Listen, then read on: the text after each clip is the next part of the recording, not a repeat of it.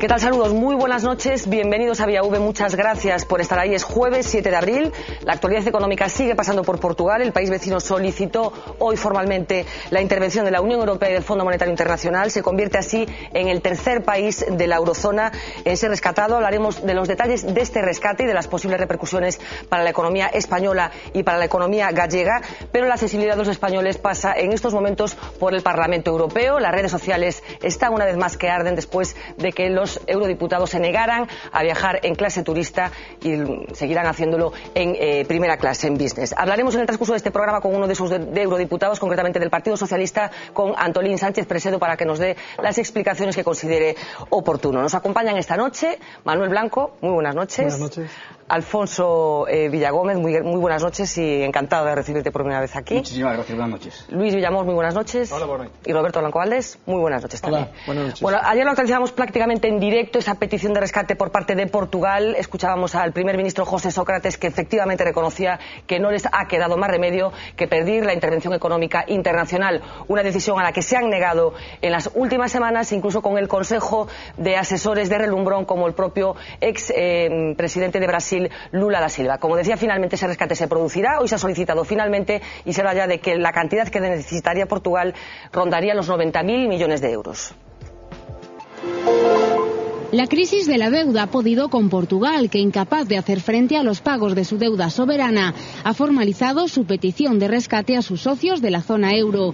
El primer ministro luso en funciones hacía pública ayer por la noche la noticia, tras varias semanas de intentos por evitar la intervención. José Sócrates reconocía que se había visto obligado a recapacitar y que lo hacía por el bien del país. Chegamos a un momento en que no tomar esa decisión acarretaría riscos que el país no debe correr.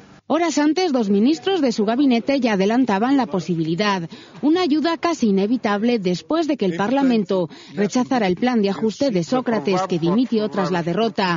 Ahora su gobierno en funciones negocia con los partidos de la oposición y con Bruselas las condiciones y la cantidad del rescate, que podría alcanzar los 90.000 millones de euros. Un caso que tanto desde la Comisión Europea como desde España han insistido no se debe comparar con el de nuestro país. Los mercados distinguen claramente entre España y Portugal y, de hecho, una excelente noticia en el día de hoy es que la situación de Portugal no ha afectado en absoluto a nuestra emisión de deuda. La intervención a la que se enfrenta Portugal no es la primera de su historia. Desde los años 70 ya vivió dos rescates externos. Bueno, hablamos de la situación de Portugal. Efectivamente, en esta noticia hay muchas derivaciones, hay mucha insistencia por parte de casi todo el mundo hoy en asegurar que ese contagio que hace unas semanas podía ser posible, en estos momentos está mucho más lejos. Abrimos ya el turno. Portugal. Finalmente, Roberto, empezamos por ti. Finalmente sí, se resistían, pero han tenido que pedir rescate. Sí, la verdad es que hay una cosa que a quienes no somos economistas, y yo me temo que a quienes son economistas también, nos resulta extraña, ¿no? Uno puede decidir hoy, lunes, que no va a comprarse un coche y comprárselo el martes, ¿no? Y cambiar de criterio de lunes a martes en relación con la compra de un coche, ¿no? Es más difícil de entender que un gobierno esté hasta un determinado momento, es decir, insistiendo. Hace una semana estuvimos aquí en Vía V, en el programa en que yo estuve, que fue el jueves pasado, y la, digamos, rotundidad con la que José Sócrates afirmaba que no era necesario el rescate era absoluta, ¿no? Que aceptar la intervención externa, porque claro, como muy bien se preocupa Manuel Lago siempre que está aquí, esto no es un rescate, es una intervención. Es una intervención, no, esto es una intervención. Pero lo que llama la atención es que de la noche a la mañana se pueda saber el volumen, es decir, que es perfectamente obvio que las cuentas se hacen antes, que los cálculos se hacen antes, y consecuentemente es perfectamente obvio que los líderes políticos están, digamos, escenificando una especie de papel. Yo tengo la firme convicción de que José Sócrates finalmente ha aceptado el rescate, simplemente porque no le quedaba más remedio, pero porque está ya interino, es decir, que se resistió por razones políticas, no por razones económicas, por razones políticas. Ya interino y con unas posibilidades de perder las elecciones, que son todas, supongo que todas, pues finalmente dice, bueno, pues vamos allá, al rescate y ya está, ¿no? Pero llama la atención este empecinamiento, porque el proceso ha sido igual en Grecia, sobre todo en Irlanda y en Portugal, unos días antes, hasta unos días antes, incluso hasta unas horas antes, el rescate era absolutamente innecesario, no pasaba nada, y de pronto el rescate es absolutamente indispensable para salvar la economía, ¿no? Yo supongo que se procesa como un drama, ¿no? Sí, Alfonso. Perdón, llama la atención lo que está diciendo Roberto, más si cabe, este mediodía, creo que en el informativo de esta casa, se hacía una pequeña prospección en Portugal. Sí, vamos a ir ahora hasta Portugal. Se estaba preguntando a los ciudadanos portugueses y todos decían que esperaban que esto tenía que pasar antes. Lo cual, la disonancia entre lo que está diciendo Roberto de que el primer ministro de repente haya tenido que improvisar con lo que estaba pensando la ciudadanía, que todos esperaban la intervención, pues pone de relieve nuevamente esa disonancia, esa falta de coordinación entre la clase política y los propios ciudadanos. Un divorcio que es evidente que está sucediendo no solamente en Portugal, pero que en Portugal, como consecuencia de la grave crisis económica, parece que es superior. Nosotros hemos ido a Portugal estos días, hemos querido pulsar en directo cómo está procesando la sociedad portuguesa esta situación. Está nuestra compañera Ruth Sousa en Oporto, que ya ha detectado que efectivamente hay una crítica colectiva hacia la clase política. Ruth, muy buenas tardes. Hola, ¿qué tal? Pues aquí en Portugal los medios locales hablan de división. Según las encuestas, el mismo porcentaje de portugueses que apoya esta intervención sería también el porcentaje que está en contra. Sin embargo, todos tienen algo en común, y es que todos consideran que de cualquier manera la situación era ya insostenible. La sociedad lusa soporta desde hace mucho tiempo un alto índice de desempleo y también una importante precariedad económica. Los argumentos de los detractores de esta medida, bueno, pues que consideran que Portugal tendría recursos suficientes para salir adelante. Además, destacan el coste que tendrá a medio plazo esta ayuda externa. Pero hay algo en lo que todos coinciden, y es el papel de la clase política, a la que achacan una muy mala gestión. Y en este sentido, las opiniones son contundentes.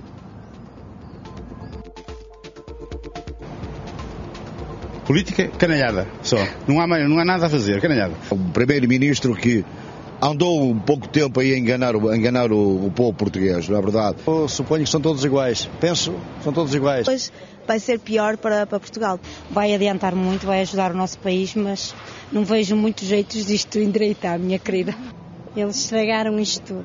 Não sei como, mas nós nunca poderíamos chegar a este.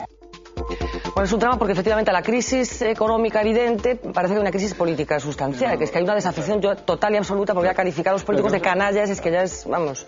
Lo que pasa es que creo que Portugal tentou, digamos, estaba dentro dos PICs, non? Tentou ao final de disimular unhas cifras, de feito houve uns asentos aí que non hasta a última hora non se computaron, foi cando emerxen eses números vermellos. Mintió. Vamos a chamarlle disimular, se non estaban os asentos feitos hasta que non se fixeron un tío máis remedio que recoñecer. Práctica que se repitió en todos los por así decirlo, obviamente porque o plan de rescate non é ninguna broma. Un plan de rescate vai impoñer menos funcionarios, menos créditos, salarios máis baixos. Supoño que a xente está desolada, o que expresa, digamos, realmente a xente aí que está desengañada absolutamente cos seus políticos, coa súa clase política. Uns por engañar, por non contar toda a verdade, outros por non estar, digamos, a altura das circunstancias. E aquí quero falar do Partido Socialdemócrata. O Partido Socialdemócrata, cando é o cuarto plan de axuste, digamos, está en contra dese plan de axuste, pero despois sale a prol da intervención inmediatamente despois. É dicir, aproveitando que a crise pasa por Lisboa, xa de paso, se nos levamos o goberno por diante, pois mellor que mellor, non? Entón, hai dúas cousas, non, que eu quería resaltar. Por unha banda, esa decepción xeral, obviamente, coa clase política portuguesa, e por outra banda, a atitude da oposición, dos socialdemócratas portugueses, que están esperando que haxa eleccións unha vez para darlle a volta á situación e aplicar unha política que vai ser ultraliberal, porque non teña outra. E esa política ultraliberal, para que despois poda haber, digamos, outra vez un certo hálito socialdemócrata ao cabo dunhos anos, pois vai, digamos, poñer contra as cordas ao povo portugués durante, alo menos, unha década. El caso de Portugal tiene algunos matices que lo diferencian de la intervención en Grecia y en Irlanda, y es que coge al país con un gobierno interino, porque como todos sabemos, hace 15 días presentaba su dimisión José Sócrates, y no va a haber elecciones legislativas hasta el próximo 5 de junio, o sea que supone que esa intervención se va a producir, como decía, con un gobierno en funciones, que no parece que sea la mejor situación para que se aplique un plan tan riguroso como el que se espera, ¿no? No lo es un escenario complejísimo el que tiene delante de sí Portugal. Yo coincido con una cuestión que matizaba Roberto. Esta es una crisis política. Es decir, Portugal llega a esta situación en un contexto, evidentemente un contexto económico complejísimo, pero por un motivo político, por una motivación política. El gobierno portugués ha sido incapaz de sacar adelante. El gobierno portugués y la clase política portuguesa, de ahí el descrédito que le atribuye la ciudadanía, ha sido incapaz de afrontar los verdaderos problemas que tiene Portugal. Portugal tiene un problema gravísimo estructural, tiene un déficit elevadísimo, una dependencia enorme de la administración y una muy baja competitividad que le permite captar empresas, atraerlas y por tanto fomentar el crecimiento para mantener esa macroestructura pública que tiene. Y les ha llevado esto. Al final lo que va a ocurrir es algo muy parecido a lo que le ha pasado a Grecia y a Irlanda. Va a ser Europa quien le obliga a Portugal a asumir las reformas estructurales que pues, seguramente necesita desde hace 15 años. Yo os voy a dar un dato que es muy gráfico de lo que está pasando. Entre el 95 y el 2006, Portugal no avanzó en la convergencia con Bruselas, con la media europea, nada. Estaba en el 65,8 y al cabo de esos 10 años estaba en el 65,5. España estaba pese a la importantísima una lluvia de millones de procedentes de Bruselas. En ese periodo España pasó del 78 al 90. Es decir, España logró avanzar porque España introdujo una serie de reformas estructurales muy importantes, pues la privatización de las empresas públicas, la rebaja de la deuda, cierta estructuración de su administración que Portugal ha sido manifiestamente incapaz de afrontar y no lo ha hecho ninguno de los políticos que lo tuvo encima de la mesa. Entonces, esa situación, esos 15 años de inacción nos llevan al escenario actual, ¿no? Probablemente sean más de 15 años, porque apuntábamos que efectivamente en Portugal ha sufrido 2 intervenciones del FMI en los años 70 y 80, coincidiendo con todas aquellas intervenciones en Sudamérica. También Portugal estaba siendo intervenido en aquel momento. Es una diferencia muy importante, el efecto político, ¿no? En Portugal hay un gobierno en funciones que ha perdido una votación importante en el Parlamento cuando el presidente Sócrates, el primer ministro Sócrates, llevó allí el plan de reforma. Diferencia sustancial con lo que tenemos en nuestro país, donde las reformas a trompicones, de aquella manera, se están llevando adelante y el gobierno está en pleno ejercicio. No tenemos en España un gobierno en funciones. En pleno es un poco exagerado. Hombre, diríamos que está en ejercicio. Yo no diría pleno. Pleno me parece un poco exagerado. Constitucionalmente. Si me permitís está en pleno ejercicio. Si me permitís una reflexión sobre esto. Me parece exagerado. Si me permitís una reflexión, yo tengo la sensación de que las grandes potencias, en este escenario, las grandes potencias mundiales han sido mucho más sensibles a lo que le pudiera pasar a España de lo que le ha podido pasar a Portugal. Que caer España supondría un gravísimo problema para el euro. Y a España la han presionado. Yo recuerdo las llamadas de Obama, de Merkel, a Zapatero, que le han forzado. La propia dimensión, la capacidad, la estructura económica del país, pues no es lo mismo que los otros tres, ¿no? Es como si pasara a Italia, ¿no? Sí, pero creo que non estamos salvados. Eu creo que estamos, é dicir, obviamente facendo un pouco como fixo Portugal hai uns meses. Pero Portugal estaba avisado, é dicir, a programación o programa era Portugal en Nadal, España en abril. Hai 4 meses de retraso e Portugal en abril, España non sabemos. A miña teoría é esa. Entón, cando fala a ministra, dice, no, España non ha... Parece que corremos un típico velo, aquí non pasa nada. Las medidas de reforma presentadas por Sí, pero se ha abordado la reforma del mercado de trabajo. E que dixo Trichet? Se está controlando... No, dixo que ten moito que facer na reforma laboral. Hai moitas cousas pendentes que facer. É o toque que lle dá a economía española porque a seguinte en os observatorios. De todos modos, Luis, vamos a ver, cuando se interviene a Grecia y a Irlanda, hay indicadores que te llevan a pensar que viene algo, va a pasar algo después. Es decir, los mercados reaccionan muy mal, Portugal empieza a tener gravísimos problemas para colocar su deuda. Simultáneos en varios sitios. En este mismo escenario, el portugués, hay indicadores que nos llevan a pensar que España está en una situación, probablemente pueda ocurrir y no nos libra nadie, que llevan a pasar. La bolsa reacciona de una forma más o menos positiva, España efectivamente consigue colocar su deuda de una forma más o menos solvente. Y yo no digo, coincido que podemos estar... El mismo punto de partida es muy distinto. El interés de la deuda portuguesa estaba al 7%. Hoy mismo España se ha adjudicado deuda al Tesoro al 3%, un poquito 3%. Nadie discute, vamos a ver, situaciones objetivas son diferentes. Nadie discute que la situación es distinta, porque si la situación fuera igual estaríamos todos preparados para el rescate. O sea, la situación es distinta, como es perfectamente evidente. Esta no es la discusión. La discusión es que con la misma rotundidad con la que hoy ha afirmado la vicepresidenta, y tiene que hacerlo, no cabe la menor duda que tiene que hacerlo, ¿no?, que no habrá rescate en España, lo decían 5 meses antes del rescate en Portugal y 5 meses antes del rescate en Irlanda. Hay, en todo caso, es cierto que diferencias estructurales muy importantes, es cierto que se han hecho reformas que no se han hecho en otros países, pero no es menos cierto otras cosas. Por ejemplo, el gobierno cambiaba ayer el cuadro macroeconómico de marzo a abril, es decir, de un mes a otro, y de un mes a otro afirmaba que la predicción de desempleo iba a ser de medio punto superior.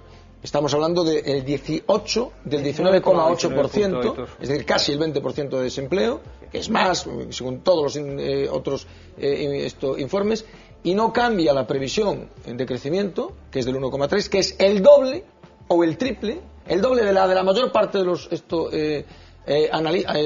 analistas, sean privados o públicos, y el triple, incluido el Banco de España, y el triple que la de algunos, como por ejemplo el Instituto Flores de Lemos. Quiero decir que ¿qué ocurre? Había algún medio de comunicación, se lo preguntaba hoy a algún economista, ¿qué ocurrirá si la vicepresidenta, igual que se equivocó el año pasado con la predicción, con la previsión de crecimiento, se vuelve a equivocar con la previsión de crecimiento? Porque la previsión de crecimiento afecta, como es perfectamente obvio, a la recaudación fiscal e, por tanto, afecta al déficit. Pero te darías conta que foi habilmente a ministra non rectificou a previsión de crecemento, a deixou en 1,3. É dicir, falou de futuro, pero non falou de presente. É dicir, como casa que o paro vai en aumento e a previsión de crecemento seña de 1,3%. Para o aumento e o consumo máis retraído todavía. Efectivamente, baixa de 2,3, que está nos presupostos de 2010, unha previsión de crecemento de 2,3, baixa por debaixo, e se non pasa o 2,5% non se crea emprego. Un país con casi 5 millones de parados, evidentemente ten un problema. Non podemos decir que estamos salvados. Non engadín, en todo caso, un dato que é importante engadir para que dar idea do caos no que estamos, e é que o mismo día que o ministro de Traballo dixo que nos próximos 6 meses isto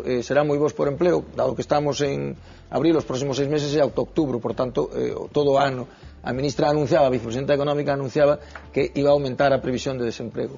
É algo caótico, é unha situación caótica. Por tanto, nunha situación caótica como esta, eu creo que efectivamente as posibilidades de rescate son infinitamente menores, foron sempre, que en Portugal o que en Grecia, o que en Irlanda, pero Roberto, lo que los ciudadanos están preguntando ahora es, ¿nos puede pasar a España eso? Claro que nos puede pasar, claro. Yo creo que no. Bueno. Yo creo que, en cambio, discrepo, ojalá. Porque soy a lo mejor mucho más optimista, ¿no? O ingenuamente optimista. Yo creo que no, porque no estamos de punto de partida tan mal, porque las situaciones también macroeconómicas son distintas. El doble de paro de la media europea. Y que Portugal. Bueno, el doble de paro de Portugal. Por tanto, el doble de cargas desde ese punto de vista. Y después hay una razón que puede ser hasta cierto punto peregrina, y es porque no puede pasarnos porque el dinero del fondo se está agotando, si no se ha agotado ya. Yeah. No queda dinero en la caja. Que no puede pasarlo porque no puede, y además es imposible. Luego de los 270.000 con lo que se ha dado a Grecia, a Irlanda y ahora los 90.000 de Portugal, se podría decir ya que no España, queda. La caja está no puede ser rescatada porque es irrescatable. Bueno, vamos a seguir haciendo incursiones en Portugal. Veíamos antes cuál es el ambiente en Porto, pero también hemos estado en Valencia do Miño, pegadito, como saben ustedes, a Tui, y allí se respiraba un ambiente muy similar al de Oporto, y yo me sigo quedando con esa desafección absoluta y total hacia la clase política. El rescate europeo no ha pillado por sorpresa a nuestros vecinos portugueses. Ya sabíamos que esto iba a acontecer. Não temos políticos à altura. Não, já estava-se à espera disso. Isto já estava para vir há muito tempo. Já deviam ter vindo antes. Acho que já devia ter feito há mais tempo. Me surpreende por ser tarde. Y es que desde que la sombra de la ayuda comunitaria acecha a su país, la mayoría se ha resignado a ver en ella la única escapatoria. É a única solução que acho que temos. Algunos son muy optimistas con la noticia. Tende a melhorar, acho que tende a melhorar. Espero que melhore bastante. Talvez seja princípio do começo. Aunque son muchos los que no lo ven tan claro. Vamos estar muito mal durante uns meses largos. Se a parte política tiver boa vontade, isto vai para a frente. Só com um entendimento alargado podemos chegar, como se diz em Portugal, a bom porto. Y solo una minoría piensa ya de antemano en las consecuencias del endeudamiento. O problema virá después. É mais negro, porque vai pagar é a clase média. La clase media es la que va a pagar, efectivamente. Clase media que ya tampoco era no estaba muy nutrida en el caso de Portugal, ¿no, Luis? No, efectivamente, pero que eu creo que cando falan moi optimistamente, seguramente, no? Eses unhos longos meses serán unha longa noite de pedra, casi, non? Porque xa levan 10 anos na situación que bueno, moi xusta, por así decirlo, respecto a outros países europeos con problemas estruturais serios, non? Que apuntaba antes acertadamente, non, Manuel? Creo que outra década terrible, outra longa noite de pedra de 10 anos pode ser realmente un lastre irreversible, non? Casi estamos falando de entrar nos anos 2020 e tantos, non? Pero que para España non vai ser moito mellor. Es que esa década perdida que apuntas, ayer se hablaba de esa década perdida que sufrió Japón y que podemos estar ahí tamén. É un crecimento lento, moi lento, excesivamente lento. É un crecimento ralentí. Crece algo, se estamos en menos 0,1, bueno, se nos poñemos no 1,3, que é a previsión optimista do goberno, que non o creen nin os máis optimistas analistas económicos neste momento, porque está todo o mundo falando dun 0,7, dun 0,8 como moito, bueno, pois xa nos daremos cun canto nos dentes. Eu creo que esa é a previsión do goberno. O 0,8 seguirá aumentando o paro. Claro, pero claro, hai un problema. Hasta el 2% non se crea empleo. 2,5% do PIB en plan, e esa cifra tarda por lo menos 5, 6, 7 anos para chegar a esos niveis de crecemento. Estamos anunciando unha baixada no crecemento, por tanto, aumento do desemprego. Que os economistas máis solventes españoles afirmaban que a salida da crisis non sería a saída da crisis, sino que sería a saída hacia unha situación lenta, hacia unha especie de plataforma lenta, longa, na que estaríamos con baixísimos niveles de crecemento económico e, por tanto, en situacións moi complexas. Bueno, tenemos algunos gráficos preparados sobre cuál es la situación económica en Portugal y que efectivamente evidencian que la situación es sustancialmente peor a la española, excepto, insistimos, en las cifras de desempleo, que en estos momentos Portugal tiene una tasa que ronda el 10%. En el caso de la evolución del PIB, estamos viendo ahí que en el año 2011, que es el que nos ocupa, la previsión de crecimiento en Portugal todavía está por debajo del cero, o sea, menos 0,9%, o sea que es de crecimiento, no crecimiento. Esto es el gráfico que corresponde al PIB. Tenemos más preparados con respecto al consumo, por ejemplo. Esta va a ser la evolución del consumo entre el año 2009 y el 2014. Seguimos teniendo problemas serios en los años que nos ocupan. Es que los gráficos, las cifras son demoledoras, claro, son demoledoras. Tenemos otro de gasto público, un gráfico en el que queda cosa de la evolución del gasto público, que irá remontando poco a poco hacia el horizonte del 2014, pero que seguirá siendo en cotas negativas en ese mismo año. Tenemos otro gráfico con la inversión. Perdón, esta es la situación. El riesgo país. Riesgo país que está en 537 puntos. Creo que España hoy estaba en 100 y pico, me parece. Algo, sí. Para ver un poco la diferencia es sustancial. 537 es una tasa de riesgo país completamente, es un disparate, claro, efectivamente. El bono a 5 años, creo que tenemos preparado también. El interés 9,6, que es otra barbaridad, y el bono a 10 años estaba a un interés, la última subasta que se hizo al 8,5, que es otra barbaridad. Son bonos impagables. Un país que tiene que pagar bonos a ese tipo de interés es un país que está en quiebra y no puede afrontar esos pagos. Que conste que yo insisto que el rescate no soluciona el problema, porque Irlanda, en la reunión de los ministros de finanzas que va a haber mañana y pasado, ya está diciendo que le rebajen el interés, que no puede atender. Ese es el drama de verdad que tiene Portugal. Este dinero lo tienen que devolver y lo van a tener que devolver. Parece que te regalan dinero. Los telespectadores nos entiendan, el rescate es un préstamo en ciertas condiciones. Es decir, te prestamos una cantidad de dinero y para devolverlo tú asumes en determinadas condiciones, porque si no, no podrás devolverlo. Es decir, nos das ciertas garantías. La garantía no es la casa, como es el caso de un préstamo hipotecario, sino la garantía es que vas a adoptar un ajuste durísimo, que hay lugares en donde no es posible, porque el ajuste produce tal efecto de contracción de la economía que acaba siendo un elemento. Claro, estamos viendo los gráficos, los gráficos, es decir, con esos gráficos de crecimiento económico, con esos gráficos de consumo, es decir, que el ajuste puede tener un efecto demoledor sobre la economía. Este es el gran problema que tiene encima de la mesa Portugal. Portugal va a tener que devolver este dinero. Este dinero te obliga a realizar unos ajustes muy grandes que va a dejar en una situación muy delicada a miles de portugueses, miles de familias que van a retraer el consumo. El consumo es una parte importantísima del crecimiento de un país y si esa variable desaparece o baja o desciende, estás en una pescadilla que se muerde la cola y no tienes posibilidad de salir. Siempre puede seguir subiendo el IVA, que es lo que más les gusta a los portugueses. Pero el problema es que el IVA es el chocolate del loro cuando no consumes. Al final lo subes, pero baja la recaudación. Si hay consumo, si no hay consumo no recaudas nada. Menos mal que nos ha quedado Portugal. Bueno, ayer decíamos que hay que revisar el lema. Bueno, hoy hemos visitado la Universidad de Santiago para que Xavier Vence, catedrático de Economía Aplicada, nos explicara un poco los detalles de esta intervención y las consecuencias que se derivarán tanto para la economía española como para la gallega. Non se trata tanto do rescate da economía portuguesa, senón o rescate da banca, porque para a economía portuguesa e para os portugueses realmente vai a significar un afundimento, un deterioro importante da súa situación económica a través do plan de axuste que se lle vai a impoñer a Portugal co gallo deste rescate. A banca española, Banco de Santander, o Banco de Bilbao e algúns outros, pois para eles é unha boa noticia.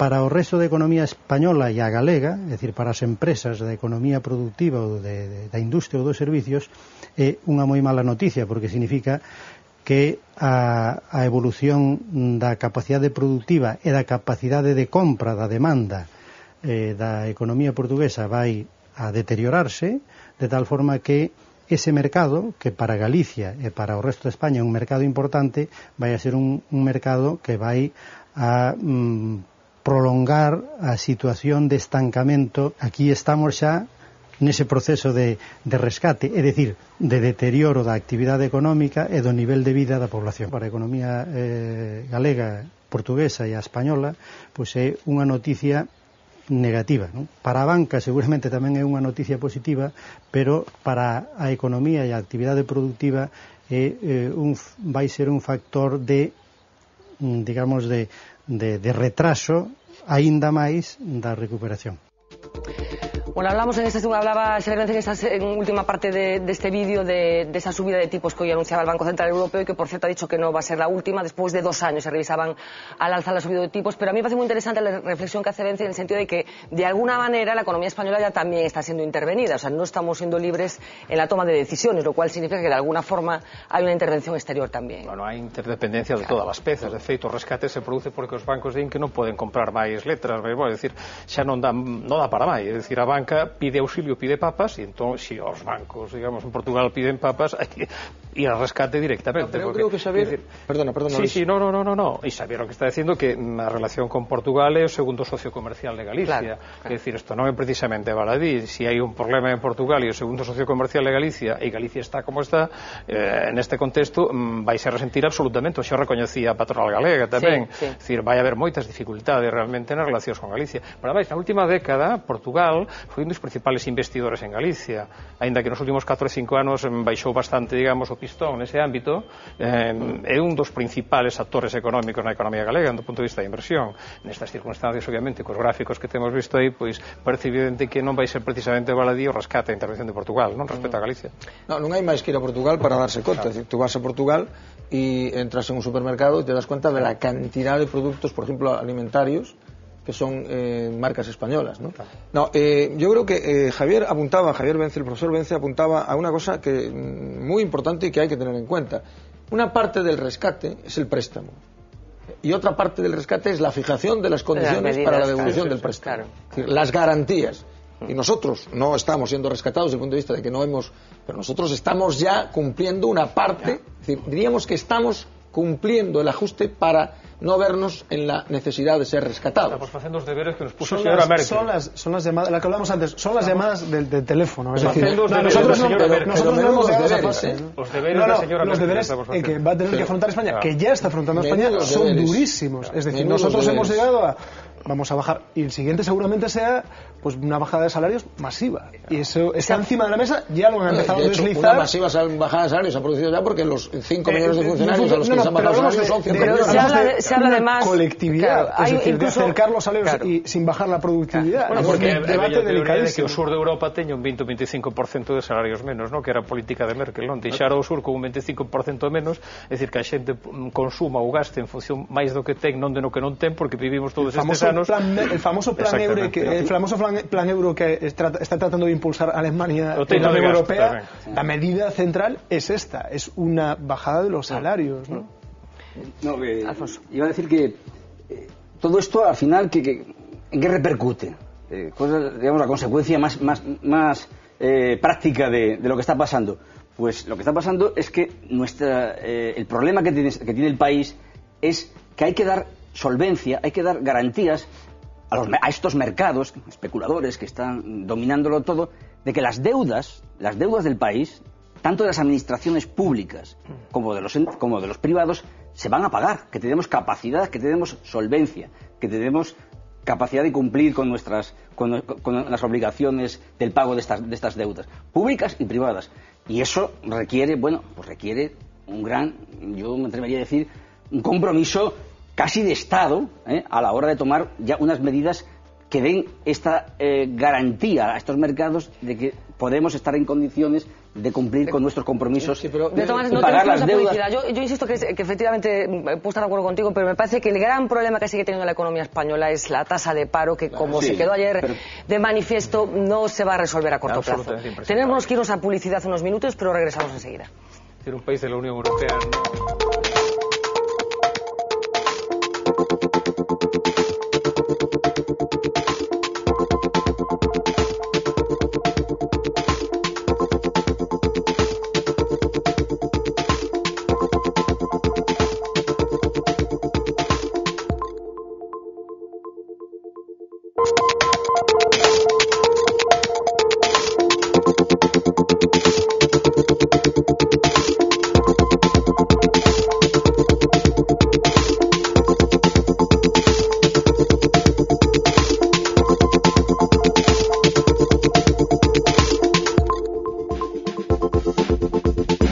sobre las 10 de la noche continuamos en directo en Vía V, aunque algunos miembros de esta mesa están muy seguros de que ese contagio a España no se va a producir. Lo cierto es que el calendario que se anunciaba hace unos meses se está cumpliendo de forma escrupulosa. Primero fue Grecia, el país que fue intervenido allá por el mes de mayo, a continuación fue Irlanda, ahora va a ser Portugal y esos analistas decían que el siguiente sería España. Vamos a recordar un poco cuál fue el calendario de este drama económico que lleva viviendo la Unión Europea desde hace meses ya.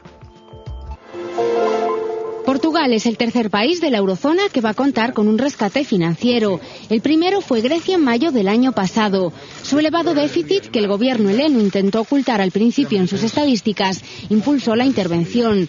Las agencias de calificación rebajaron la nota de solvencia del país y la Unión Europea y el FMI comenzaron a presionar ante los temores de un posible contagio a más países. Al final, el ejecutivo de Georgios Papandreou aceptó el préstamo, que asciende a los 110.000 millones de euros, a cambio también de aplicar un duro plan de ajuste que derivó en varias huelgas generales. El segundo país bajo el punto de mira fue Irlanda. Aquí el motivo fue la grave situación de su sistema financiero, que tuvo que ser rescatado. Su déficit se disparó también hasta el 32% del PIB. En noviembre del 2010 se oficializó la asistencia externa de 85.000 millones de euros y el gobierno convocó elecciones anticipadas. Más despejadas las dudas sobre la solvencia de España gracias a reformas como la laboral o la de las pensiones. Hace 15 días la crisis estalló en el gobierno luso. El Parlamento rechazó el plan de ajuste propuesto por José Sócrates. La derrota terminó con el anuncio de dimisión del primer ministro y empujó al país a un rescate que, al igual que Grecia e Irlanda, quiso evitar hasta el último momento. Bueno, hay muchos agentes que están interviniendo en todo este mare magnum. Por ejemplo, las famosas agencias de calificación han salido en este vídeo. Se sospecha que una de ellas ayudó a maquillar esas cifras del déficit griego y que posteriormente, cuando saltaron a la luz, se echaron las manos a la cabeza diciendo, pero ¿cómo por Dios Grecia pudo maquillar las cifras de déficit? Yo no sé si la conclusión final de todo esto, este tropiezo económico que estamos viviendo, ¿creéis que va a servir para algo? Si se van a modificar algunas cosas o no. Roberto. No. Es como lo de las agencias de calificación, es como aquello del poder oscuro de la fuerza de la guerra de las galaxias. No sabe muy bien, no están sujetas a ningún tipo de control, por tanto, no, yo creo que no. Yo creo que, vamos a ver, cuando digo creo que no, va a haber sin duda alguna cambios estructurales que se van a traducir básicamente en que las clases medias se van a empobrecer y los pobres las van a pasar canutas. Yo creo que el efecto fundamental que va a tener todo esto es que las clases medias en lugares como Portugal claramente se van a empobrecer, incluso en lugares como España, donde ya se están empobreciendo, y los que no tienen pues las van a pasar canutas. Bueno, la crisis se va a repartir socialmente de manera muy distinta, ya se está repartiendo de manera muy distinta, ¿no? Ha habido reacciones aquí en Galicia a la situación económica portuguesa, y escuchen atentamente lo que dicen los líderes políticos de las tres fuerzas, y a ver si convenís conmigo después que hay un pozo electoral en lo que dice cada uno de ellos. Vamos a oírlos. O problema que plantexa Portugal non é un consuelo, é unha advertencia moi seria á economía española. E o problema que está plantexando en Portugal, como digo, debe de ser tomado moi en serio polas autoridades do goberno central. Temos un risco de perxudicar as exportacións galegas a un país que poda ter un problema todavía superior de baixada do seu consumo interno. Eu creo que España está moi blindada.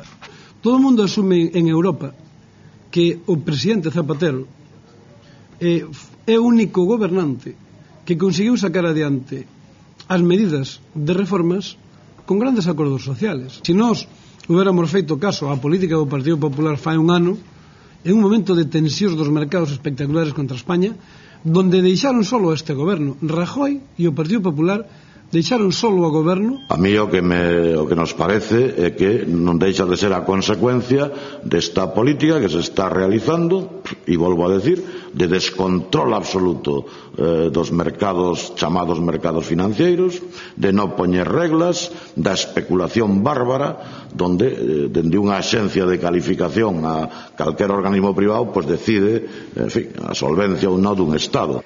Bueno, en el caso del presidente de la Xunta y de Pachi Vázquez, yo no sé si es que viven en países distintos o cómo se puede interpretar la misma realidad de una forma tan contrapuesta. Bueno, están a mes y medio de unas elecciones y yo creo que el periodo preelectoral marca buena parte de estas reflexiones.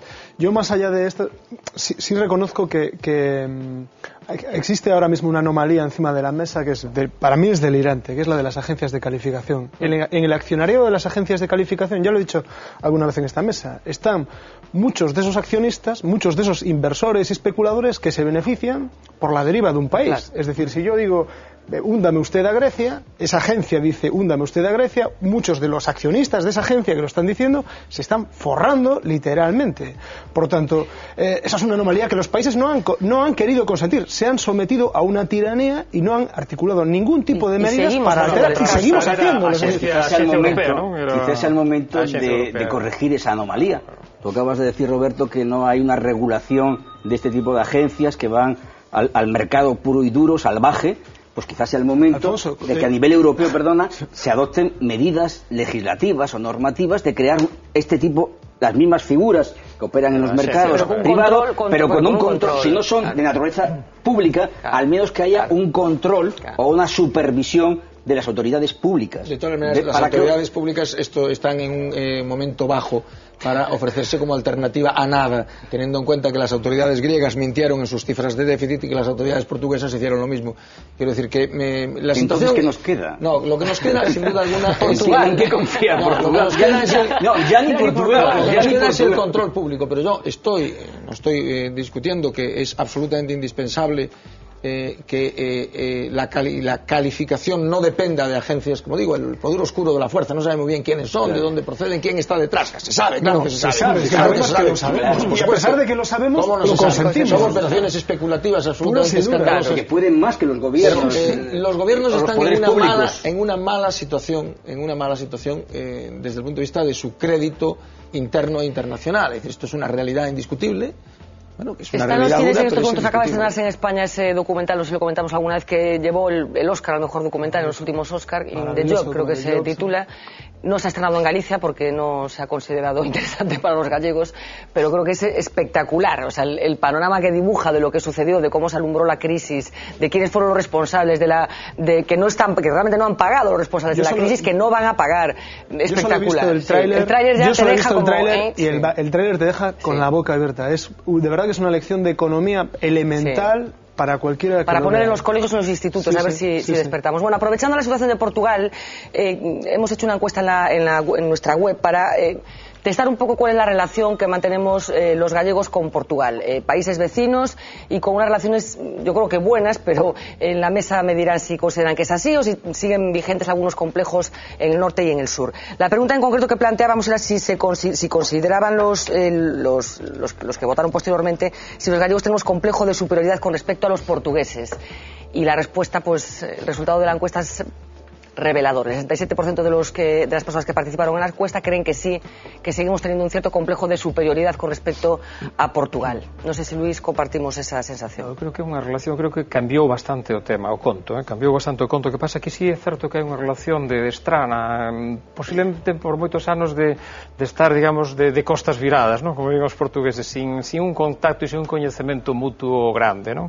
Entón, será a circunstancia que a clase media portuguesa, eu creo que mesmo é moito máis culta que a clase media media española, é dicir, controla inglés con relativa facilidade, digamos, se move en sociedade con certas garantías, é educada, é cortés, cosa que non se pode dicir da clase media española en xeral, non é un tópico da clase media española, lamentablemente, este tipo de características, e, sin embargo, efectivamente, hai unha certa fachendosidade, non, a hora de relacionarse dende España con Portugal, non? Seguramente por razóns de tipo económico, non? Porque os salarios son algo máis altos, da mesma maneira que en Alemania pois hai un certo complexo supoño de inferioridade dun español respecto ao alemán, entre outras cosas polo tema económico, polo tema salarial, non? Polo tema das ventaxas sociales, mesmo con Francia, en fin.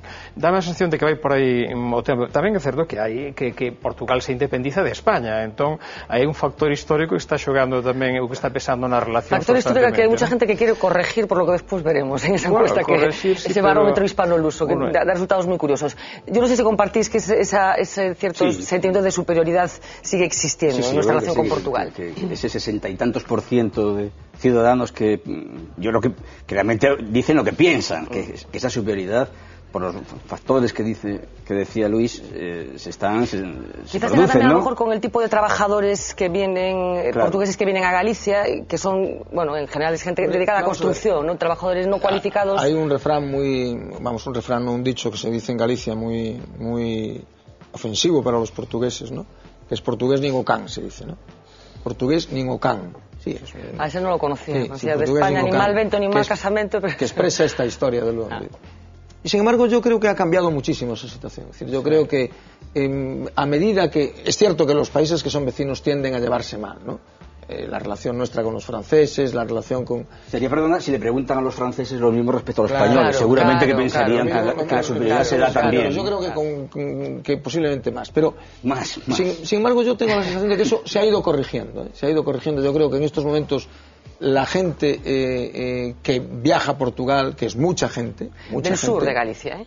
¿No creéis que hay una relación No, yo creo que en general de Galicia, pero yo creo que de Extremadura, de toda la Andalucía... Pero no me Galicia, que si la relación por lo que tiene Vigo, lógicamente, con Portugal no tiene nada que ver con la relación que tiene Coruña con Portugal, la relación del norte que la relación del sur o del centro de España con Portugal, ¿no? Es mucho más estrecha. Entre otras cosas porque hay una facilidad idiomática también eso influye. Porque hablamos una lengua que es común, ¿no? Pero yo creo que eso ha ido cambiando poco a poco, ¿no? Y yo creo que hay personas portuguesas que han contribuido decisivamente a mejorar la imagen de Portugal. Estoy pensando en algún escritor, en el caso de Saramago, por ejemplo, que es un autor vendidísimo en España, todos sus libros se traducen de manera inmediata. También que el 21% de los españoles cree que era español. Está casado con una española, ha vivido en España mucho tiempo. Pero yo creo que ese tipo de cosas, ¿no? Eso, algún cine portugués, otra literatura portuguesa, yo creo que ha contribuido a que mejore muchísimo la imagen de Portugal, ¿no? Lo que es cierto es que luego los países son países distintos, de muy diferente importancia demográfica. Nosotros somos 40 millones, ellos son 10. Nosotros tenemos una capacidad económica, es decir, que la diferencia entre Portugal y España, desde si tú la mides en determinadas variables, es muy grande. O sea, es mayor que la que hay entre España y Francia o la que hay entre España e Italia, ¿no? Bueno, me refería antes a un barómetro que se elabora todos los años por parte de un grupo de instituciones, entre ellas está la Universidad de Salamanca, es lo que se denomina el barómetro hispano-luso, que trata de testar un poco cuál es el carácter y la situación de las relaciones entre los dos países que forman la península ibérica. Esta misma semana se hacían público los resultados del último barómetro correspondiente al año pasado, y sigue sorprendiendo que hay un porcentaje alto, cada vez más alto incluso, de personas que opinan que convendría crear una especie de fusión ibérica entre España y Portugal. Esta semana conocíamos los resultados del barómetro de opinión hispano-luso, una encuesta realizada por diversos centros de estudios sociales y del que se desprenden resultados sorprendentes que vuelven a mostrar la notable aprobación de portugueses y españoles hacia una hipotética unión ibérica. Entre los datos que se desprenden de la encuesta, observamos cómo la mayoría de los españoles y portugueses valoran las relaciones entre ambos países como buenas o muy buenas. Y lo que es aún más sorprendente, un significativo porcentaje de ciudadanos españoles y portugueses desearían que ambos países se uniesen formando una federación. Entre los objetivos de la Unión se contempla una homogenización del sistema fiscal, una mayor colaboración policial, judicial y militar, así como reuniones periódicas entre ambos gobiernos en pleno. El movimiento iberista no es nada nuevo, de hecho esta corriente gozó de su esplendor durante el siglo XIX y ha llegado hasta nuestros días.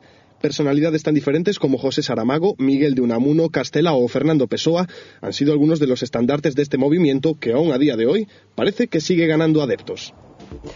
Bueno, esa vinculación que se reclama por parte de las personas que contestaron a la encuesta, la fórmula que más nota recibe es una alianza estable como países ibéricos en la Unión Europea y ante Latinoamérica. Probablemente no perder el carácter de estados independientes, pero sí establecer un tipo de relación que yo creo, Manuel, no se ha llegado a establecer nunca. Se habla de esa vinculación con Latinoamérica, en la que esa fusión más estrecha entre Portugal y España sería mucho más interesante. Sí, da la sensación de que en algún momento histórico... Hablamos de Latinoamérica, pero también de África, por ejemplo. En algún momento reciente, España, Galicia, hemos tenido unos lazos mucho más fuertes con algún país de Latinoamérica que con un país con el que estábamos pegados. Yo realmente a la unión, a la fusión, a una federación, como le queramos llamar, con Portugal le veo muchísimas potencialidades, ¿no? Me parece que podemos compartir muchísimas cosas. Un sistema eléctrico, una salida natural al mar que le podría dar a determinadas comunidades Portugal, muchísimas cosas. Claro, pero no se ponen de acuerdo los ayuntamientos gallegos como para que se pongan de acuerdo los dos países. Seguramente lo que necesitemos es que profundizar en un proceso que es el de difuminar las fronteras, ¿no? El que ha abundado la Unión Europea, pero que me temo que cada vez se está pagando más. Sin embargo, vamos a ver, yo no estoy muy convencido de que las cifras de la encuesta respondan a un sentimiento real. A un sentimiento, no tanto a un sentimiento, que es posible, cuanto a una preocupación porque España y Portugal lleguen a formar algún tipo de unión política más sólida, ¿no? Sin embargo, lo cierto es que desde la época, los que vamos siendo algo mayores, en que viajar a Portugal exigía esto, el pasaporte, la carta verde del coche, abrir la maleta para ver si llevabas el sical, el café y todas aquellas cosas. Colas hasta que consigues pasar al otro lado. Es decir, yo voy a Portugal con mucha frecuencia, soy un gran amante de la cultura portuguesa, me gusta muchísimo ir a Portugal, estoy en Portugal y me siento en Portugal como en mi casa. Uno pasa el puente, entra en Portugal y conoces los sitios, hay comercios donde me conocen, sitios donde decir que realmente la vinculación, sobre todo de los gallegos con los portugueses es altísima, yo creo. Ya no digamos, como dices tú, del sur de Galicia, sin duda, pero porque además compartimos, claro, una cosa que es muy importante, que es una lengua que tiene una similitud muy grande, que procede de un mismo tronco y consecuentemente... Probablemente el agente unificado por excelencia en los últimos años ha sido IKEA, IKEA, sin duda alguna. Sin embargo, hay una cierta sensación... IKEA es una potencia unificadora. Sin embargo, hay una cierta sensación de colonización turística por parte de españoles, sobre todo en feiras, como chaman eles. E moitas veces, se son os observadores aquilo de españois, Portugal non é o xardín de España. Cuidado, quere decirse que non está superado todo o conflito ou toda... eles manteñen a relación de independencia o da Jugarrota, non? É dicir, os dos Juanes, primeiro de Portugal e España... Esa típica escena da señora con acento, señora ou señor, non vamos a... con acento da meseta, que se dirixe en perfecto castelán ao individuo portugués, y entonces el individuo ves con una cara, dice, bueno, esta señora que me está contando, ¿esto cuánto vale?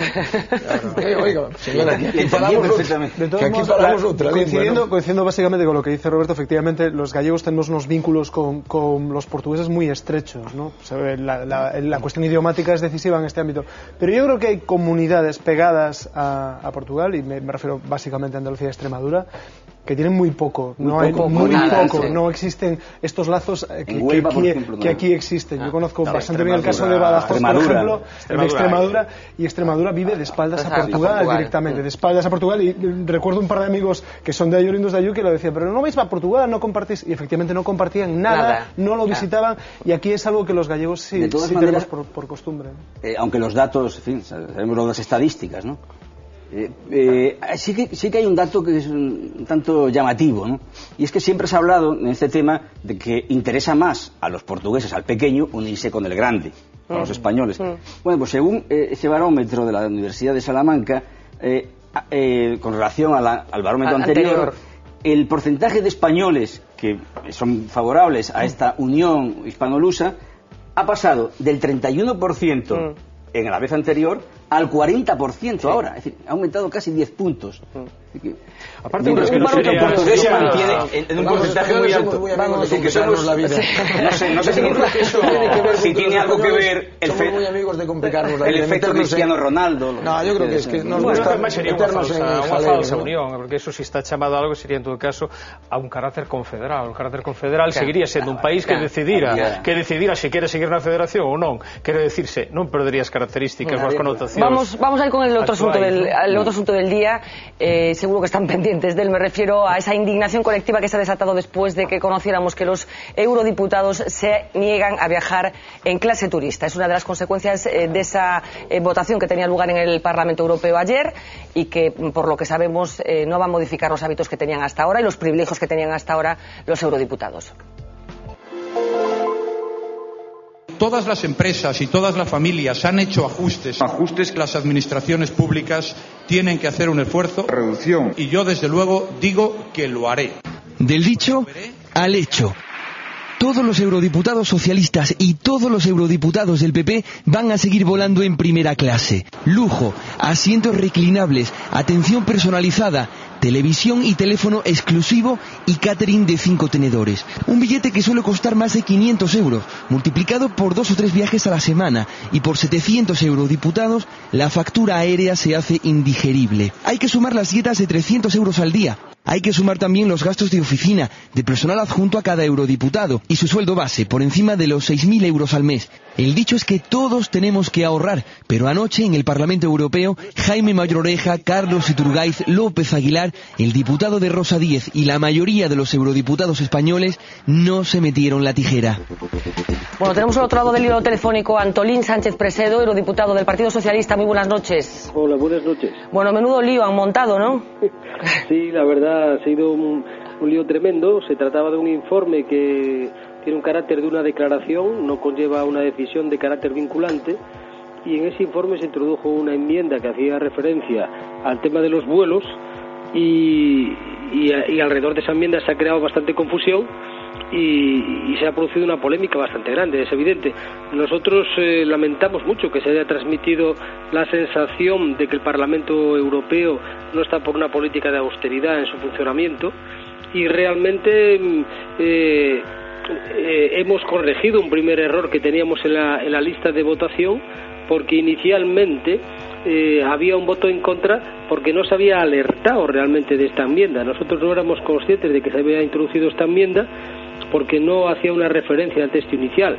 Incluso la propia intervención del ponente ni siquiera hizo referencia a este aspecto, pero tan pronto detectamos este problema, pues evidentemente lo corregimos y decidimos que no podíamos mandar un mensaje que pudiera poner en cuestión que el Parlamento está por una política de autoridad.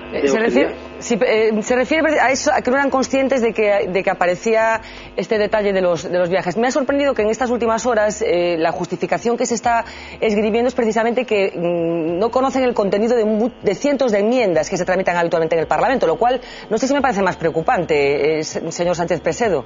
Bueno, en el Parlamento se vota todos los días, hay una hora de votaciones y se realizan cientos de votaciones. Es imposible conocer todas y cada una de las enmiendas que se someten a votación. Lo que se hace en los grupos siempre se funciona a través de los diputados ponentes, son los que informan, plantean las cuestiones más sensibles, se discuten y se deciden. Y por eso hay precisamente un sistema que permite corregir el voto cuando después de que se haya preparado una lista, el diputado observa de que había una enmienda que había una referencia especial a una cuestión. Eso es porque en el Parlamento Europeo se toman cantidad de decisiones y muchas de ellas se toman sobre la base de la confianza y del debate previo, y para eso los grupos tienen siempre unos tiempos muy amplios para mantener reuniones y debatir los temas. Lo que ocurre es que en ocasiones se presentan las enmiendas en los últimos momentos y a veces puede pasar desapercibida una enmienda y esa es la cuestión fundamental. De todas formas, yo creo que la polémica está un poco desorbitada, porque en este momento el Estatuto de los Diputados no hace referencia a cuál es el tipo de tarifa que tiene que ir un diputado, si business o económica o cualquier otra. Lo único que dice es que se le reembolsarán los gastos reales. Y por lo tanto, ningún diputado tiene que ir obligatoriamente en tarifa business ni en tarifa turista. Y muchos diputados pueden utilizar una tarifa según las posibilidades que pueden encontrar de tener un billete. Y yo creo que, y también porque en ocasiones necesitan flexibilidad. O porque tienen que coger un enlace muy rápido, y entonces depende de muchos factores, pero lo que está claro es que en un momento de austeridad tenemos que mandar a los ciudadanos el mensaje de que el Parlamento está comprometido con la misma política y que si hay que apretarse el cinturón, el Parlamento está dispuesto a hacerlo. Claro, usted decía que está un poco desorbitada la polémica, pero es que efectivamente aquí, por lo menos en España, estamos recibiendo mensajes a diario de austeridad, de que hay que apretarse el cinturón, de que hay que hacer determinados esfuerzos. ¿Cree que es el mensaje adecuado el que está mandando el Parlamento? Yo creo que no se ha enviado un mensaje correcto, porque si se analizara el informe, lo que se ve es que del informe lo que resulta es que el Parlamento este año va a evolucionar por debajo de la inflación, es decir, que va a reducir su presupuesto en términos reales. El presupuesto total del Parlamento se va a reducir en términos reales. Y además, si se explicaran perfectamente las cosas, se vería que el Parlamento Europeo en coste por habitante es la mitad de los parlamentos nacionales y la tercera parte de los parlamentos regionales que suelen existir en toda Europa. Y además esta es una polémica que en muchas ocasiones desde algunos medios se puede provocar interesadamente, porque se va a debatir cuál es el futuro de las perspectivas financieras europeas, y se quiere trasladar la idea de que Europa nada en la abundancia, cuando Europa lo que necesita es más medios para poder hacer frente a los problemas comunes que tenemos. Y además es necesario fortalecer Europa para abordar muchos problemas que hoy ya no se pueden adoptar a escala nacional. Tenemos que marcharnos, que tenemos además un pequeño problema de comunicación y un ruido un poco molesto. Muchísimas gracias, Antolín Sánchez Presento, eurodiputado del Partido Socialista, por atendernos. Encantado, un saludo. Bueno, traslado el debate a la mesa. Manuel, Alfonso, empezamos por ti. Creo que ha intentado dar una explicación formal, procedimental. Efectivamente, la complejidad del procedimiento normativo en el Parlamento Europeo lo es, ¿no? No ha dicho ninguna mentira el eurodiputado Sánchez Presedo. Ahora, lo que es sorprendente es que una enmienda, hay enmiendas y enmiendas, ¿no? No todas tienen esos miles de enmiendas que semanalmente ven en el Parlamento Europeo. Hay algunas que tienen, digamos, que cantan. Claro. Yo creo que esta, presentada por Izquierda Unida, los Verdes, por el eurodiputado portugués Miguel Portas... Hay eurodiputados que sí que lo detectaron, porque hay votos que contradicen la marea general. Hay una diputada del Partido Popular que votó... ¿no? Creo que se llevó un plumeiro clarísimamente. Y luego, si es un informe no vinculante, que no tenía mayor trascendencia, pues no haría ni tampoco falta corregirlo, ¿no? No habrá que hacer ninguna corrección. Se pasará al trámite correspondiente, la votación del texto definitivo, y ahí se para corregir. No corregir sobre la marcha, que parece que ha sido esta corrección debida como consecuencia de la reacción social. Isto que trasluce o que hai aí, é dicir, se lles veu clarísimamente o plumeiro, que non seña vencellante non quere decir nada. O que quere decir é que a clase política europea, que está exixindo nos seus respectivos países un axuste durísimo aos seus cidadáns, aos seus contribuintes, non está disposta a ir en segunda clase. Isto facía hasta Fraga Iribarne, vamos, cando durante 15, 16 anos facía de súa política populismo dicindo, no, que viaxo en segunda, e era verdad, viaxaba en segunda. E o actual presidente hasta Fraga Iribarne. Só o facía Fraga Iribarne. Algún máis tamén, algún político máis tamén viaxaba en segunda. Digo, Fraga non coincidí nunca con ningún na época en que estaba Fraga, e non votante nunca Fraga, por tanto son un pouco sospeitoso. O único diputado co que coincidía en Turista era con Fraga. É certo que o facía, estou dicindo. En la Segunda República, es conocida la anécdota, lo hacía Alejandro Lerroux. Lo que pasa que Lerroux iba en primera, y cuando llegaba a la estación estaba recibiendo la comitiva de los ciudadanos, se pasaba a tercera. Anécdota que todo el viaje de Almería a Madrid lo había hecho en primera clase. A mí, si me permitís, hay una reflexión que me parece que es muy duro lo que voy a decir, pero tengo la sensación de que esto que ocurre tiene que ver mucho con el perfil de los políticos que hay en Bruselas. Bruselas es un cementerio de elefantes, si me permitís la expresión. Los partidos en España y en algún otro país han trasladado a Bruselas a muchos políticos que eran incómodos, de larga trayectoria, pero que en algún momento se habían convertido en políticos incómodos y les dieron un retiro dorado en Bruselas con unos privilegios de escándalo que no quieren perder. Os voy a poner un ejemplo. El salario de los diputados hoy es de 91.000 euros al año, que no está nada mal.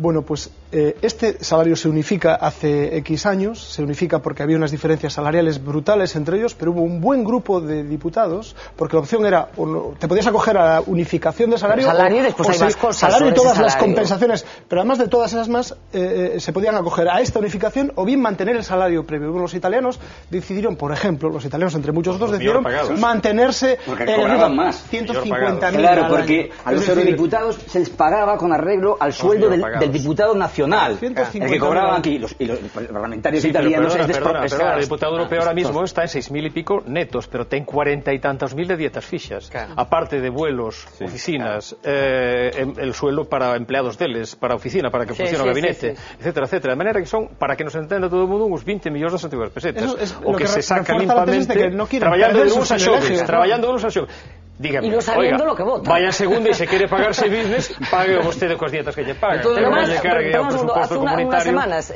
una eurodiputada le sacaba los colores a varios compañeros de Parlamento al detectar que muchos de ellos lo que hacían los viernes era ir a fichar al Parlamento y a continuación emprender una carrera contrarreloj para coger el avión hacia sus casas, pero o venres. Claro, y es que pero pasa no Congreso e no Senado. Creo que alguén hoxe reflexionaba sobre si pasaba tamén no Congreso e no Senado. Claro. Seguramente este debate é trasladable a España e haberá que revisarse tamén o que está pasando en Eso se ha adelantado a el Congreso tiene un acuerdo con Iberia que al parecer tienen con unas condiciones que sale más barato que los low cost. Eso es lo que dice el Congreso, por lo menos. Vamos a ver, yo estoy absolutamente convencido, porque conozco a Antolín Sánchez Presero desde hace muchos años y es muy buen amigo mío. Estoy absolutamente convencido que él no cayó en la cuenta, es decir, que él no cayó en la cuenta, ¿no?, de lo que se votaba. Pero me cuesta trabajo creer que esta fuera la situación general de los 600 y pico o 500 y pico parlamentarios que estuvieran en la Cámara. Hay unas declaraciones de un diputado del Partido Popular diciendo que lo necesitaban. Aparte que habrá parlamentarios que su obligación o única obligación sea controlar eso. No es creíble que haya sido lo que les haya pasado del trabajo. Yo creo que esto forma parte, fijaros, para mí hay un elemento que es común, que es, digamos, la falta de sensibilidad de la clase política, de los políticos, en lo que hay que denominar claramente ejemplaridad. Es decir, mire, usted no puede exigir a los ciudadanos, no se trata de que usted viva como los ciudadanos normales, se trata de que usted haga un esfuerzo parejo o un esfuerzo paralelo al que hacen los ciudadanos cuando la situación es la que es. Pero hay un elemento propio del Parlamento, yo coincido con Manuel, que tiene que ver con la opacidad profundísima de las instituciones europeas y del Parlamento Europeo. Es decir, los parlamentos nacionales, los parlamentos autonómicos, los parlamentos nacionales tienen hay una transparencia informativa, hay una transparencia social sobre lo que ocurre allí dentro infinitamente superior que en el Parlamento Europeo, porque lo que ocurre en el Parlamento Europeo no le importa a nadie más que a los gobiernos. No quiero decir que no sea importante, no estoy diciendo eso.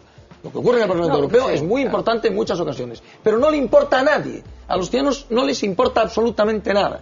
Y como no les importa absolutamente nada, los parlamentarios europeos, como grupo, no digo uno concreto u otro concreto, como grupo, han ido consolidando una serie de privilegios absolutamente escandalosos, a propósito dese, aos 63 anos teñen dereito a unha pensión de xubilación correspondente ao 3,5% da asignación parlamentaria.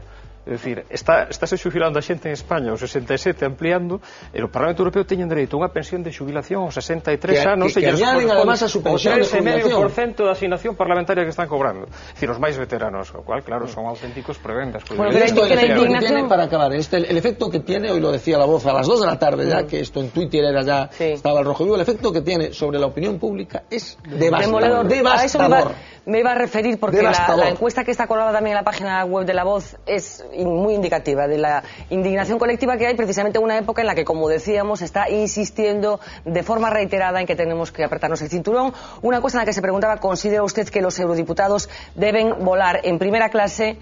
Y yo creo que el 2% fue de alguien que se equivocó, ¿no? Y hay que es una muestra, bueno, las botellitas de whisky. En este momento había montado 1.300 personas, que no es una muestra pequeña. Esto es lo que comentaba Roberto. La mujer del César, además tiene que parecerlo, ¿no? Viajar en business cuando tú vas a América... No, pero es que esto es para vuelos de menos de 3 horas.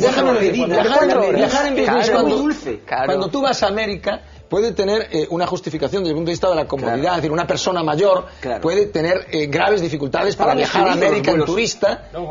Es igual, porque el que es pobre viaja, el que no tiene dinero viaja en turista o no viaja. Pero en todo caso estamos hablando de vuelos en donde en los que la única diferencia entre viajar en turista y viajar en business es que la distancia entre los sillones es un poco mayor.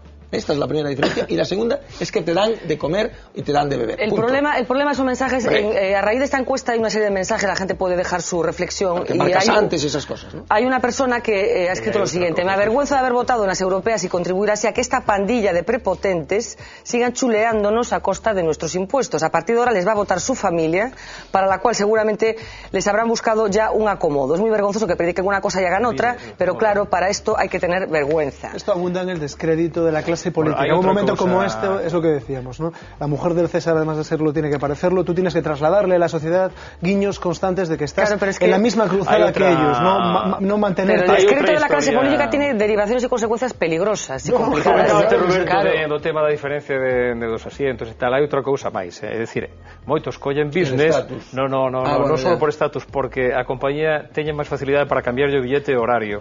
Si ti colles business, en calquer momento podes volar a calquer sitio a calquer hora. Entón iso é moito máis cómodo evidentemente que un billete pesado de 300 euros. Luis, non é verdade, porque tú colles un billete aberto e acabouse. Bueno, entón non vale 300 euros, non vale 300 euros, pero non é 175. Pero no es importante, porque para él sí. Pero es que el precio del billete no lo pagan ellos. El precio del billete lo paga la administración comunitaria en última instancia todos nosotros. Lo importante, Manuel, es la falta de probidad, de honradez económica que están dando unos responsables públicos de tanto nivel. El señor Sánchez Presedo no ha dicho, porque como no miente, no lo dice, no ha dicho, cuando ha explicado que no todos los diputados tienen que viajar, que no es, es decir, que los diputados viajan, la clase que viaja, no ha dicho, bueno, hay circunstancias excepcionales en las que uno puede coger un billete de otra clase, bueno, pues es porque no tienes billetes en business, o porque no ha dicho en ningún momento, porque obviamente si lo hubiera dicho sería mentira, y no dice mentiras, no ha dicho esto. Hay muchos diputados que viajan en turista, no es cierto. Lo que ha dicho es que en el estatuto del diputado europeo no está previsto claro. Entonces tú lo que vas es con el billete que te han dado y te lo abonan. Claro. Habría que preguntar cuántos han presentado billetes en clase turista en los últimos años. O mejor nos sorprendemos que todos eran business. Los promotores de la iniciativa. Lo ha explicado eso. Mira, cuando decía que sí, que necesitaba ir cómodo, que hay que ir cómodo. Esto es cierto. Que uno ya tenga una edad de... Pero yo también quiero ir cómodo. Esto es cierto, pero entonces para todos. Entonces todos vamos en business. Entonces en los aviones, en vez de poner 120 plazas, ponemos 70 y vamos todos en business. La democratización del lujo, que se llama. Claro, esto sí, si todos vamos en business, mejor. Pero vamos, los viajes penosos de los diputados a Brasil, Argentina, Malasia, eso ya estaban excluidos. Claro. Superan las 4 horas, eso ya... Bueno, los viajes penosos a Brasil son menos penosos si van a Brasil, ¿no? Si vas a Brasil es poco penoso, ¿no? Bueno, penoso es ir a otros sitios, aunque no lo parezca, o sí que lo parezca, estamos en una pre-campaña electoral. Hoy nos dimos perfecta cuenta por una comparecencia del secretario general del Partido Socialista de Galicia, de Pachi Vázquez, haciendo algunos apuntes con respecto al escenario que estamos viviendo, y se refería también a la utilización que se está haciendo por parte de algunos candidatos de las propias siglas del Partido Socialista. Non, eu creo que non hai ningún que o elimine, non. Outra cousa é que ti sabes que hai precampañas e campañas, non? Entonces, todos os alcaldes, todos, van a intentar sacar adiante, primeiro, unha imagen local de proximidade onde o alcalde, os homes e mulleres, pero a maior, o denominador común de todas as alcaldías é o Partido Socialista. Eu creo que os ciudadanos saben perfectamente de que lle estamos falando. Van a elixir o alcalde ou a alcaldesa que teñen que gestionar ese concello os próximos 4 anos e os concelleiros que o van a facer contra a intencionalidade de un Partido Popular donde era todos a la melé a ver si a río revolto pillamos algo. Eu comprobo día a día en moitos ciudades, non? que este presidente nin ten a cabeza nin ten o corazón en Galicia, non? O sea que en canto o deixa solto un minuto, pois colle un avión para o primer sitio que sexa, non?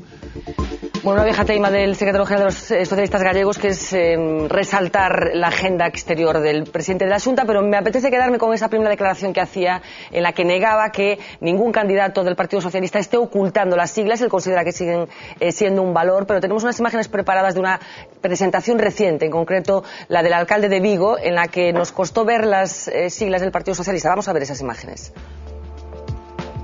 Presentación que tenía lugar esta semana, como decía, y no aparecía el Partido Socialista por ningún lado. ¿Creéis que cotizan a la baja las siglas del PSOE? Empezou co DCTP, non? Si empezaron 2 varóns, 3, dicíndolle que era mellor que o deixara antes para que non lle estropeara, digamos, o cartel electoral ás eleccións autonómicas, pois agora, claro, aquí el que non corre vuela, non? É dicir, Abel Caballero na súa localidade, pois xa fixo unha campaña moi presidencialista, non? O precampaña non empezou, pero vamos a decirlo, precampaña todos estes meses, co tema aquel dos bancos, despois, con que decir, ahora, pois claro, pode decir, bueno, estamos viendo que efectivamente tiene el puño y la rosa, convicción y determinación, pero del Partido Socialista este señor podía ser de cualquier otro partido, si no estás enterado de quién es, ¿no? Evidentemente, vou xogar en primeira persona que a mellor a marca socialista neste momento pois non está precisamente nunha situación absolutamente emergente, entón me vou xogar o tipo eu en primeira persona, pero insisto, empezou con 2 varóns ou 3 con Zapatero dicindo mellor que non se presente e, bueno, ahora xa cada que na súa localidade pois fará o que lles parece en función de que crea que a marca ou quen sexa lle pode estropear o tinglado electoral, ¿no? O tinglado local, ¿no?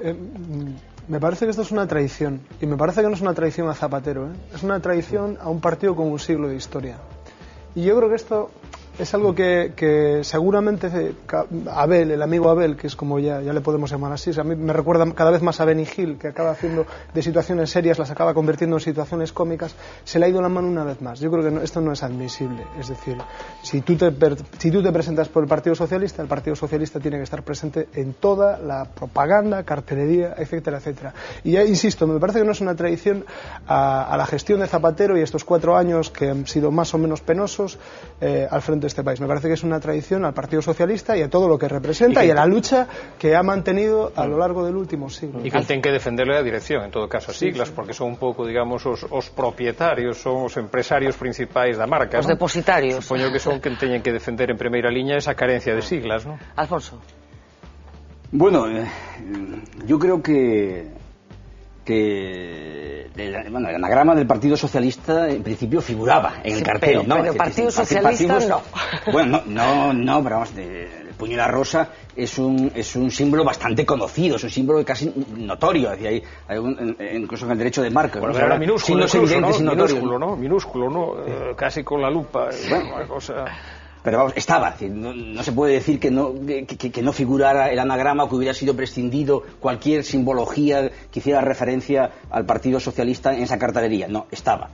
Lo que quizá no estaba en las mismas proporciones que estaba el nombre. Y no estaban las siglas tampoco, Alfonso. Estaba efectivamente el símbolo del puño y la rosa, pero las siglas que es un símbolo de relevancia notoria. Que no necesita, digamos, subtitulado. Si tienes buena vista. Claro, bueno. Si tienes buena vista es de relevancia notoria. Si tienes mala vista es de relevancia escasa. Más importante lo que ha dicho Manuel. Yo creo que, conozco a muchos militantes del Partido Socialista. Creo que todos tienen un sentimiento de orgullo de pertenencia a un partido no de centenario, sino de más de 130 años de tradición y de historia, y yo creo que que de ese orgullo participarán todos los militantes, ocupen los cargos que ocupen o no tengan ningún cargo. Y vamos, yo no tengo ninguna duda que en el caso del alcalde de Vigo, pues sabe perfectamente en la estructura a la que está, es una estructura de relevancia federal y un partido nacional, y por lo tanto, que estemos en unas elecciones como las locales que agudizan el localismo, pues a lo mejor ha habido una exageración, una desproporción a la hora de enfatizar el elemento localista o personalista, pero a lo mejor es que las elecciones de las que se trata está en la naturaleza de esas propias elecciones esta enfatización del localismo. No lo compliquemos. Cuando uno tiene una sigla y la esconde, lo hace con una intención, que es la de... Pero no la esconde, Roberto, la sigla está en un cartel. Es igual. Cuando uno tiene una sigla y la aminora, esto no la esconde, la aminora porque agranda su nombre y no puede ser tan grande la sigla como el nombre que no cabría en el cartel. De una manera que no se ve, y no pone las letras del partido, lo hace con una intención. De todas formas, que es la intención de dar la impresión a quien no pudiera estar en ese momento avisado de la cuestión, de que en realidad él no se presenta por el Partido Socialista, o que en realidad el Partido Socialista no es la primera vez que esto ocurre en Galicia. Ha habido otros alcaldes. Entonces, ¿por qué se presenta? Déjame que acabe, déjame que termine. Ha habido otros alcaldes que se presentaban en ciudades en las que el voto socialista en elecciones locales era muy superior al voto socialista en elecciones generales y autonómicas, que hacían campañas electorales en las que la cartelería era totalmente distinta a la cartelería general, etcétera. Esto ha pasado más veces. Es un síntoma de algo. Es un síntoma de algo. Es una voluntad. Hace 4 años probablemente no se le ocurría a nadie. Claro que es un síntoma de algo, claro. Tosca de engañar al público. Pero cuidado, hai 4 anos, decías, non hai 4 anos, pero hai 2 ou 3. ¿Con qué finalidad? Pero a campaña personalista... ¿Con qué finalidad el engaño? Con desmarcarse... Para mí es meridiano. Con desmarcarse del momento en el que se encuentra José Luis Rodríguez Zapatero, que es el secretario general del Partido Socialista. ¿En qué momento se ha desmarcado el propio José Luis Rodríguez Zapatero? No. Ya no hace falta desmarcar. De la gestión. Es muy sencillo. Hay una si tú censura, pones el símbolo es muy grande, tú quieres destacar una imagen, y si lo pones muy pequeñito, quieres destacar otra imagen. Está claro que el alcalde de Vigo lo que ha querido destacar fundamentalmente es su nombre. Ya. Claro, es lo grande que es. Perfecto, ahí voy. Pero eso no quiere decir que excluya la organización que le da sustento, que lo apoya y que lo presenta. En definitiva, el alcalde de Vigo no se presenta. É unha campaña personalista, eso non ten dúbida ninguna, pero tamén personalista foi a campaña das autonómicas, aquelo de Touriño o presidente. E mira como acabou a campaña, é dicir, eu creo que foi un erro recoñecido a posteriori, basear no personalismo dunha campaña autonómica. Touriño o presidente, recoñecido a posteriori por todo o socialismo, e resulta que nas eleccións locais se arroga o titular, por así decir, do cartel, o seu nome, exclúe, o pon en diminutivo, por así decirlo, as siglas ou non as pon ou deixa o logo e basea, digamos, toda a campaña no seu nome. Personalismo de novo. Dará resultado. Inventó unha cousa que de convicción e determinación. Déjame que nos quedan apenas unos minutos. Otra cosa, Fernanda, de que en los carteles figuraba Partido Socialista de Vigo, pero eso no existe. Y no figura, los carteles no figura eso del Partido Socialista, porque es que no puede figurar porque no existe. El Partido Socialista de Vigo no existe, existe la agrupación socialista del Partido Socialista de Galicia, ¿No hay carteles que ponen Partido Socialista de Vigo? No sé, se ha dicho, o sea, pero serían partidos socialistas de Vigo. Estamos encarando ya la recta final y las campañas electorales suelen ser un vivero estupendo para captar anécdotas y cosas divertidas. Esta no va a ser menos y hemos capturado en la red de redes algunas de las iniciativas que se han llevado a cabo en los últimos tiempos. En este mismo programa escuchamos una campaña muy simpática, por decir algo, de un aspirante catalán que utilizaba una canción de Lady Gaga, canción vídeo que ha tenido que ser retirado porque la multinacional Sony amenaza con reclamar los correspondientes derechos de autor. Después de los sorprendentes vídeos electorales que pudimos ver en las pasadas elecciones catalanas, prepárense porque los próximos comicios del 22 de mayo parece que no van a ser menos polémicos. La multinacional japonesa Sony ha denunciado al Partido Popular por utilizar en su campaña un conocido hit al que le cambiaron la letra para ajustarla a sus colores políticos. Toca Pepe, confía en Alejandro. Algo parecido les ha pasado a los socialistas, que han tenido que retirar un vídeo en el que mostraban algunos de los superhéroes de la Marvel antes de presentar a su particular superhombre. Y es que en el PSOE se han sacado de la chistera a Mr. Guille, el alter ego de Guillermo Fernández Vara, que, con o sin superpoderes, opta a la reelección en Extremadura. El PP no se ha querido quedar parado ante tal exhibición de poderío y ya ha contraatacado.